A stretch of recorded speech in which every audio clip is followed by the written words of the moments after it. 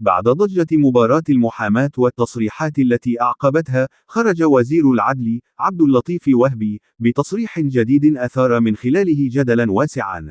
وهبي كشف في معرض رده على أسئلة البرلمانيين بجلسة الأسئلة الشفوية بمجلس النواب عن العقوبات البديلة للسجن التي سيتضمنها القانون الجنائي أو قانون مستقل. وبالنسبة للكبار، أفاد وهبي أنه إذا عوقب الشخص بجريمة أقل من 2 يمكن مقابل دخول السجن أن يؤدي ثمنها للدولة. وأضاف وهبي أن ثمن السجن يتراوح بين 100 و2000 درهما كبديل عن قضاء العقوبة السجنية.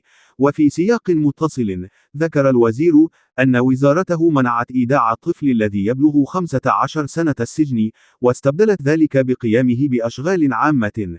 وأكد ذات المتحدث على أن وزارته تعتبر أن سن الرشد الجنائي في 18 سنة، مشيرا إلى أن العقوبات البديلة تهم الطفل والحدث والشخص الذي لا يتجاوز سن معين حفاظا عليه.